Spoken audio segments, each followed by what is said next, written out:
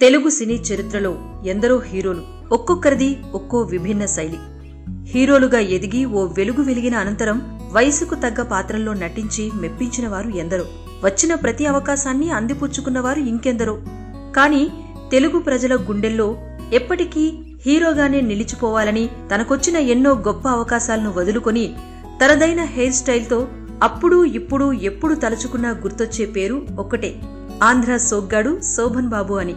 హీరోగా అరంగేట్రం చేసి హీరోగానే తెరపై నిలిచి హీరోలా గుడ్ బై చెప్పి తన సొంత వారి కోసం నిలిచారు శోభన్ బాబు.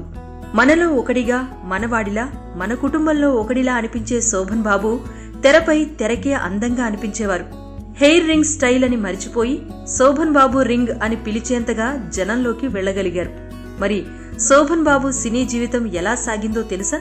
తనకంటే సీనియర్ నటీనటుల నుంచి పాఠాలు, గుణపాఠాలు తెలుసుకుని జీవిత పాఠాలు నేర్చుకున్న ఓ సాధారణ వ్యక్తి తన జీవితాన్ని, తన కుటుంబాన్ని, తన అనుకున్న దాన్ని దేన్ని నిర్లక్ష్యం చేయకుండా సంపూర్ణ జీవితం గడిపి హీరోగానే తనువు చాలించిన శోభన్ బాబు లైఫ్ ఎక్కడ స్టార్ట్ అయింది, ఎన్ని మలుపులు తిరిగిందో తెలుసుకుందాం.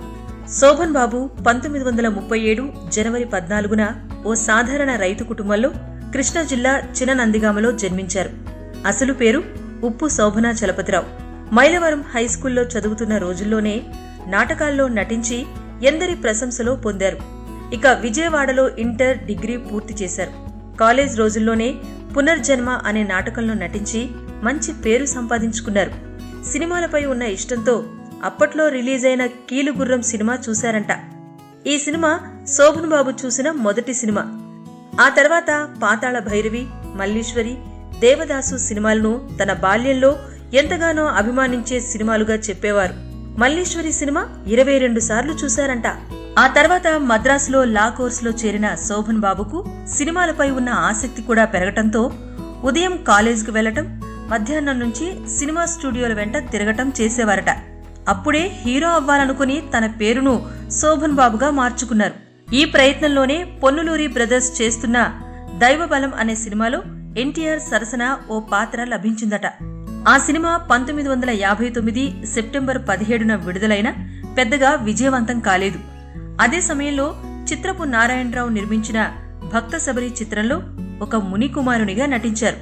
1960 జూలై 15న విడుదలైన ఆ సినిమా కొంచెం విజయవంతం అవటంతో శోభన్ బాబు పేరు సినిమా రంగంలో పరిచయమైంది. అయితే సినీ రంగ ప్రవేశం జరగకముందే ప్రయత్నాలు చేస్తున్న సమయంలోనే 1958 మే 15న శోభన్ బాబుకు కాంతకుమారితో వివాహమైంది. సినీ రంగంలో ప్రవేశించాక అనంతరం కూడా ఎప్పుడూ శోభన్ బాబు ఒక క్రమశిక్షణతో కూడిన జీవితాన్నే గడిపారు. వివాహం అనంతరం కొన్ని చిన్న చిన్న ఆర్థిక సమస్యలను ఎదుర్కొంటూ వచ్చిన ప్రతి అవకాశాన్ని సద్వినియోగం చేసుకుంటూ చిన్న చిన్న పాత్రల్లో నటిస్తూ వచ్చారు. గూఢచారి 116, పరమానందయ్య శిష్యుల కథ, ప్రతిజ్ఞ, పాలన లాంటి సినిమాల్లో నటించారు. పరమానందయ్య శిష్యుల కథలో శివుని వేషానికి 1500 రూపాయల పారితోషికాన్ని అందుకున్నారట. తర్వాతి కాలంలో నర్తనశాలలో అభిమన్యుడిగా, భీష్మ చిత్రంలో అర్జునుడిగా, సీతారామ కళ్యాణంలో లక్ష్మణునిగా, బుద్ధిమంతుడిలో కృష్ణునిగా సహపాత్రల్లో నటించారు, మెప్పించారు. అయితే ఇలా తాను సహపాత్రలు పొందటంలో ఎన్టీఆర్, ఏఎన్ఆర్లు ఎంతో సహాయం చేశారని శోభన్ బాబు చెబుతూ ఉండేవారు. ఇలా రోజులు గడుస్తూ ఉండగానే వీరాభిమన్యు చిత్రంలో హీరోగా అభిమన్యుడిలా ఆవేశపూరిత వీరుడిగా తన నటనా చాతుర్యాన్ని ప్రదర్శించారు. ఆ వెంటనే లోగుట్టు పెరుమాళ్ల కెరుక చిత్రంలో సోలో హీరోగా అవకాశం పొందారు శోభన్ బాబు. అయితే అది అంతగా విజయవంతం కాలేదు. పొట్టి ప్లీడర్ సినిమా విజయం కొంత ఊరటనిచ్చింది. అటు తర్వాత పుణ్యవతి చిత్రం బాగా ఆడకపోయినా నటునిగా శోభన్ బాబుకు మంచి పేరు తెచ్చిపెట్టింది. బిఎన్ రెడ్డి తీసిన బంగారు పంజరం సినిమా విమర్శకుల ప్రశంసలు అందుకుంది. అటు తర్వాత శోభన్ బాబు వెనుదిరిగి చూడలేదు. 1969లో విడుదలైన మనుషులు మారాలి చిత్రం సిల్వర్ జూబ్లీ హిట్ కొట్టి శోభన్ బాబు నట జీవితంలో మైలురాయిగా నిలిచింది. ఈ చిత్రంతో తెలుగు సినీ ఇండస్ట్రీలో హీరోగా శోభన్ బాబు స్థిరపడ్డారు. పౌరాణిక పాత్రల్లోనూ బాపు దర్శకత్వంలో బుద్ధిమంతుడు సినిమాలో కృష్ణునిగా, సంపూర్ణ రామాయణంలో రామునిగా నటించారు. అనతి కాలంలోనే దేవత, ఇల్లాలు, ప్రియురాలు లాంటి కుటుంబ కథా చిత్రాల్లో నటించి మహిళా ప్రేక్షకుల ఆరాధ్య కథానాయకుడయ్యారు. అప్పట్లో చాలా మంది అమ్మాయిలు శోభన్ బాబు సినిమాలను తెగ చూసేవారట. ఎందుకంటే భార్యను ప్రేమించి గౌరవించే వ్యక్తిగా, గౌరవప్రదమైన కుటుంబ పెద్దగా, బాధ్యతగల పురుషునిగా ఎంతో చక్కగా నటించారు శోభన్ బాబు. తెర మీద కంటతడి పెట్టిన సీన్లలో ఆయన సినిమాలు చూసిన ఎంతో మంది ఆయన కంటే ఎక్కువగా ఏడ్చేసేవారంట. అగ్ర హీరోగా ఉన్న సమయంలో కూడా తోటి నటులతో కలిసి ఎటువంటి భేషజాలు లేకుండా నటించేవారు. ఎన్టీఆర్తో ఆడపడుచు, విచిత్ర కుటుంబం, ఏఎన్ఆర్తో పూలరంగడు, బుద్ధిమంతుడు, సూపర్ స్టార్ కృష్ణతో మంచి మిత్రులు, ఇద్దరు దొంగలు వంటి చిత్రాల్లో నటించారు. తన నటనతో నటభూషణ, సోగ్గాడు, ఆంధ్ర అందగాడు అన్న బిరుదులు సొంతం చేసుకున్నారు.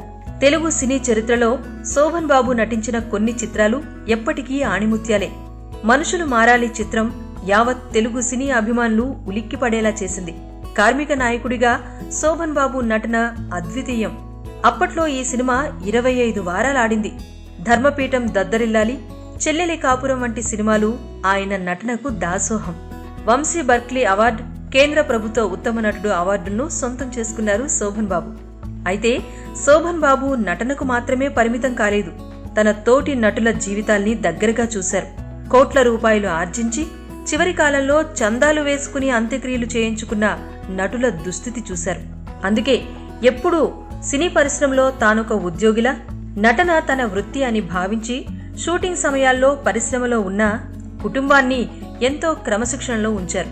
నటునిగా మాత్రమే కాకుండా బిజినెస్ మ్యాన్ గా కూడా ఎదిగారు. ఆ రోజుల్లోనే మద్రాసులో 50 బంగ్లాలు, ఇళ్ల స్థలాలు ఉండేవంటే సాధారణ విషయం కాదు. ఎన్నడూ వ్యసనాలకు బానిస కాని శోభన్ బాబు తన నట జీవితాన్ని సాగిస్తూనే వ్యక్తిత్వాన్ని గొప్పగా నిలుపుకున్నారు. ఏనాడు ఎవ్వరినీ విమర్శించి ఎరుగరు. విమర్శలను పొందిందీ లేదు. నటన తన వృత్తి.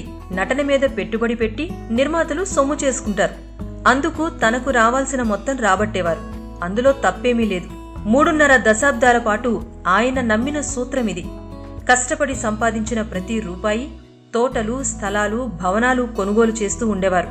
బహుశా సినీ రంగంలో అందరికంటే ధనవంతుడు శోభన్ బాబే అంటే ఆశ్చర్యం అక్కర్లేదేమో.